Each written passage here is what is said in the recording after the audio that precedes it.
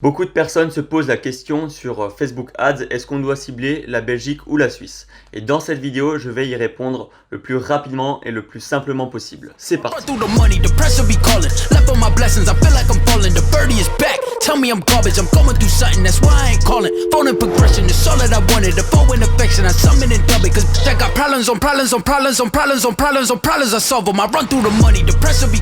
Salut, j'espère que tu vas bien. Alors dans cette vidéo, je vais répondre à la question est-ce qu'il faut cibler la Belgique et la Suisse sur Facebook Ads? Donc avant ça, j'aimerais juste t'informer qu'on a un groupe Facebook d'entraide où on répond à des questions, on essaye d'analyser des sites et puis parfois même on donne des astuces supplémentaires qu'on ne donne pas sur la chaîne YouTube. Et aussi on a aussi une petite surprise pour ceux qui veulent se lancer ou même les personnes qui cherchent à améliorer encore leurs connaissances en dropshipping. Donc ça sera à la fin de la vidéo. Donc je t'inviterai à y jeter un œil. Donc maintenant c'est parti sur la vidéo. Donc est-ce qu'il faut cibler la Belgique et la Suisse? En fait ça dépend. Donc ça dépend de plusieurs choses. Première chose à voir pour cibler la Belgique et la Suisse, c'est est-ce que ton fournisseur il livre en Belgique et en Suisse? Parce que ça peut être un problème, on a déjà eu ça.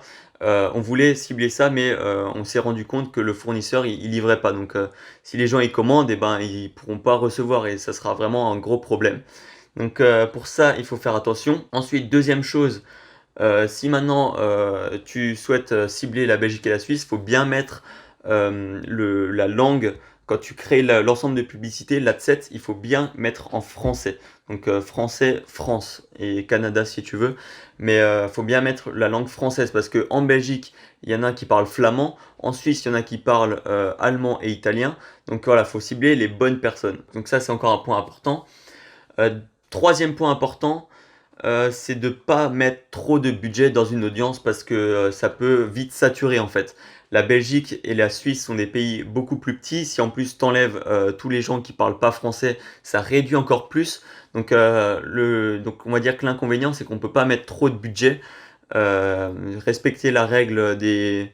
je sais plus maintenant le quotient combien il faut diviser. Donc imaginons on a 100 000 personnes dans l'audience, tu peux pas mettre plus de 10 € par jour. Voilà, c'est ça le ratio. Donc faut faire vraiment attention à ça quand on cible ces deux pays-là. Souvent moi je les cible en même temps, je fais pas un Belgique et un Suisse, je les mets ensemble comme ça. Voilà, je suis sûr qu'il y aura pas de... Enfin que ça fait des audiences assez grosses. Et ensuite, dernière chose, c'est que si maintenant faut choisir entre les deux, je conseillerais plutôt de choisir la Belgique, pardon, parce que en Suisse, ils ont une autre monnaie, ils ont le franc suisse, et généralement, quand on arrive sur un site internet, déjà qu'on connaît pas trop, on n'a pas et qu'on voit que c'est pas la même monnaie, ça inspire pas trop confiance. Donc, soit t'as un gros site qui marche depuis longtemps, et dans ce cas-là, tu peux quand même essayer. Soit je te conseillerais de quand même commencer par la Belgique. Après, Facebook, ça reste un truc où il y a beaucoup de tests à faire, donc je t'invite vraiment à essayer. Peut-être que ça a marché, peut-être que ça n'a pas marché, c'est à toi de voir. Mais après, il ne faut pas dépenser trop d'argent inutilement et faire ça intelligemment. Du coup, voilà, c'était, on va dire, ma réponse à cette question. Donc moi, je dirais plutôt oui.